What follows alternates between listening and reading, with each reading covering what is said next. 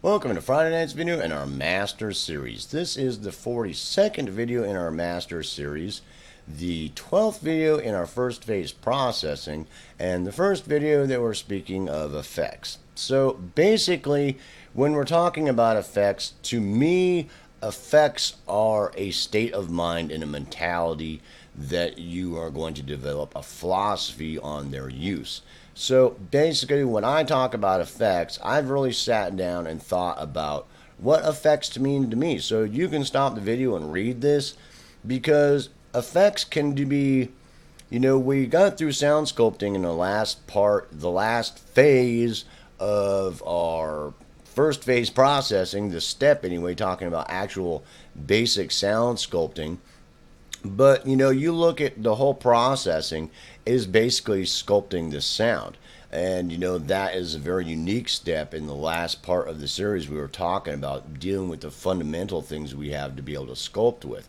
But effects are part of that, as EQ and reverberation and anything else. But we are more looking at effects processors, talking about things like phasers, flangers, anything like that. Delays can be effect, but we will deal with delays also when we're doing spatialization and things like that. But the actual delay effect can actually be an effect that's going to be used on a piece of audio at this point to give it some unique texture and sound. So as we go through this, we're going to talk about basic effects.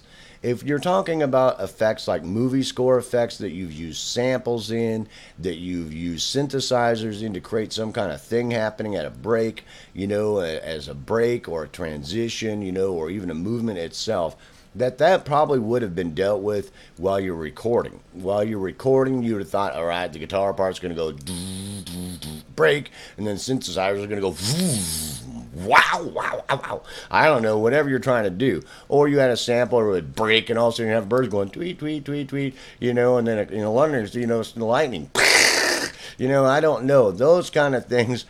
I love that kind of stuff, and I love movie scores because of how much of that kind of stuff you get to play with and have fun with, and really be really creative in moving around through things as, transitions and going from one musical landscape to another. But that would have probably dealt with when you were composing. When you were composing, you would have thought about that and thought, no, I want this turbine engine to start here for a minute or something, before the bass came in. Dum dum dum dum dum dum.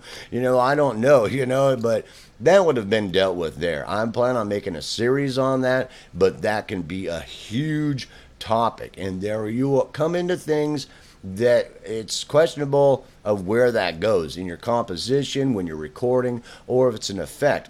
But I normally deal with this as after I get done with my basic, processing and sound sculpting we talked about in the last few videos, is that I'm talking about effects. I'm talking about a phaser, or a flanger, or a chorus, or, a doubler, or, something that's going on, delays, the basic processors that we have that are actually affecting the sound like that.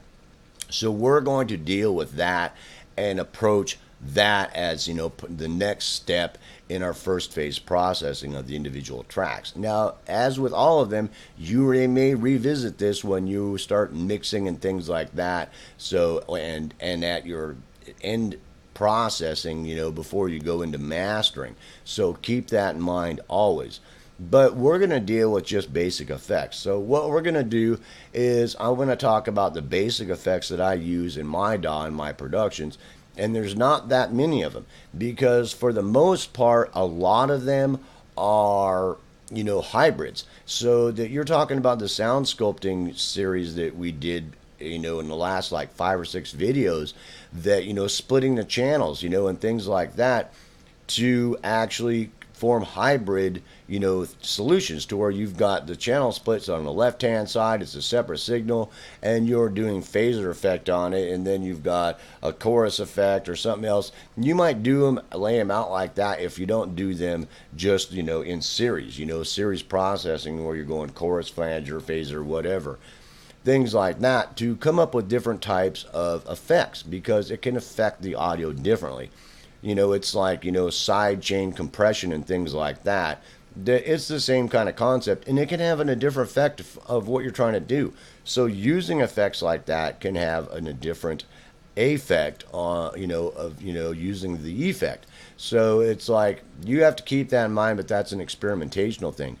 How you use them, or what kind of hybrid, mixtures of them that you use, that becomes an experimentation once you understand the effect well, like a flanger. And you've got a flanger going on, and you've got the settings set up to where it's, and with that effect, in time, you want to use some kind of delay. This is a hybrid effect. You're taking basic effects and you're using them in conjunction together to cause something else. Or, that can come also, an effect can be an EQ. You can be using the EQ as an effect with like a low pass filter to where it's going, and cutting out the high end and just letting the low end pass, and doing some type of cycle in that. That's a simple example. But you can be using EQ for that also, and that would be separate of the equalization phase or step that we're doing, after, this step. So you have to keep that in mind that some of those paths will cross, as you get in there, because, if you do some really wild effect with something, later on when you EQ it, that you're more than likely going to be taking that into consideration. For the basic EQ work we do, it's a separate step, and it won't be taken separately because you're going to want to EQ so that it sounds as good as after you've done all your sculpting, your effects and things like that. That you're using the EQ to make that sound as good as possible, and EQing it with the mindset that you're boosting and attenuating certain frequency ranges that are going to affect that in a positive way and enhance what you've done so far. So try to keep that in mind. Same with reverberations. That sometimes you might be thinking that the reverberation, you might use it as an effect. That all of a sudden, bam,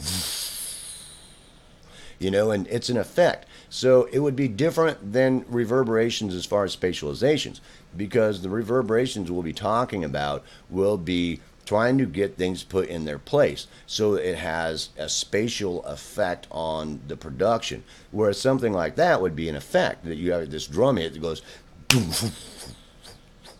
like it's in this huge cathedral. Wow. But it's not on the whole production. You've just used an effect on that one drum hit at a break or something like that. So you kind of have to keep that in mind.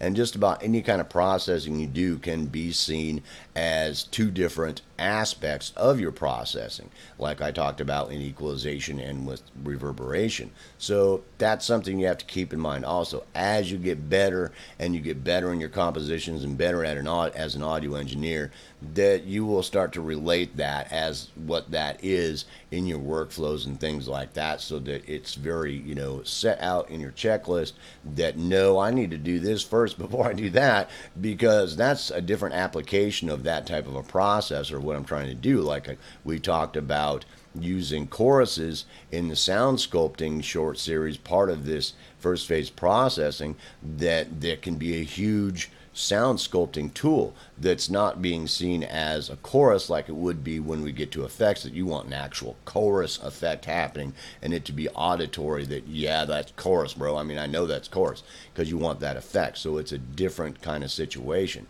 So hang on tight. Well, I'm going to pull out the DAW in the next video and some audio, and we're going to talk a little bit about the basic effects, because there's a few effects that you're basically dealing with that basically can become hybrid applications that can cause all kinds of other effects that basically is an experimentation on your part. But once you understand them, and that you have a much better idea when you're trying to get some kind of effect of what processors you're going to want to use, or what processors you're going to want to use in conjunction to try to achieve what you're trying to do to have some kind of an effect on the audio. So peace, hope, love.